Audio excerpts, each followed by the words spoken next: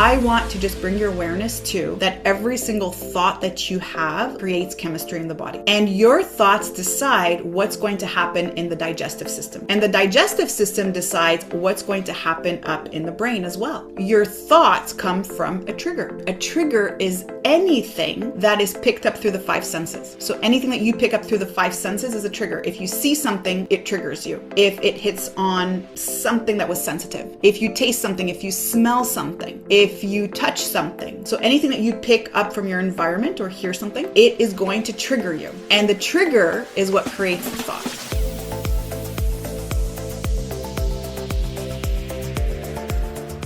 We are going to talk about the gut and brain connection. And we're going to approach it from a very, very different way, because most likely you've heard about dysbiosis and you've heard about how important it is to heal the gut and inflammation. And yes, I support you in doing that. However, like I shared with you from the get-go, that our diet is not just what we are eating. It's not just what we are consuming through the mouth. It is what we are consuming through our environment. And it's what we are watching. It's what we are listening to. It is the people we are spending time with. It is the conversations we are engaging in. It's even our self-talk. It's even that voice in our head. All of that is your diet. And therefore, if we really want to focus on establishing a gut-brain relationship that is healthy, that is optimal, that is going to allow the digestive system to do what it's supposed to do, which is to help us release the stored energy, then we need to also make sure that we are addressing all the components of our diet, including the things that are triggering us into protection mode.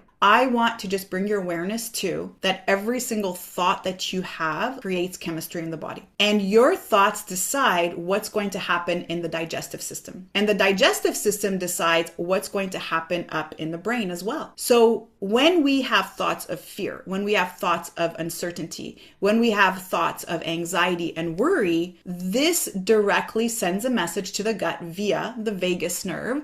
Okay, shut down digestion, stop that, turn that off, stop the healing, and get prepared, because something bad is about to happen and we need to shift into protection mode, survival now. This is what we see happening when our thoughts and our emotions are dysregulated and we get ourselves in that binge loop where we have habituated that pattern. We've learned that pattern, and you've heard me also refer to it almost as a record that's playing over and over again. We shut down digestion, we shut down healing, and we also shut down the possibility of releasing any body fat. Because if we're going to oxidize body fat, if we are going to shift from being a sugar burner to a fat burner, it's going to require the digestive system, primarily the liver, really making sure that the pancreas is not constantly releasing insulin and that cortisol is not there to make sure that our blood sugar is always high. It's so important to know that no matter how much probiotics you take, how much fiber that you take to fuel those probiotics, the prebiotics as they call it, no matter how organic your food is, no matter how non-GMO it is, no matter how plant-based and so on and so forth, and all of these magical marketing words that you're seeing, regardless of all that, the reminder here today, the greatest takeaway when we talk about gut and brain connection, is that your thoughts also are part of your diet. Your thoughts come from a trigger. And a trigger, as we said, as we shared, a trigger is anything that is picked up through the five senses. So anything that you pick up through the five senses is a trigger. If you see something, it triggers you. If it hits on something that was sensitive, if you taste something, if you smell something, if you touch something. So anything that you pick up from your environment or hear something, it is going to trigger you. And the trigger is what creates the thought. So if something reminded you of something from the past, or you smelt something that touched on that binge loop, but you have that program running that every single time you smell a particular food, it drives you to want to eat, to up the cravings, because you've conditioned your body, your nervous system has learned that food equals safety, that food is soothing, especially this food, which is why we call it comfort food, okay?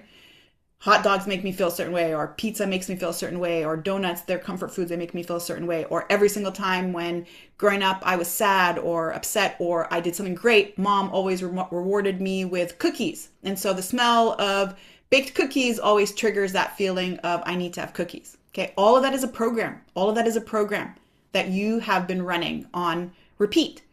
And so a trigger creates a thought, and a thought is what decides the emotion. Remember, as I shared with you earlier, whatever thought comes up, there is a neurotransmitter that's released in the brain, and that neurotransmitter creates a neuropeptide. It's a small protein that attaches to a very specific receptor site.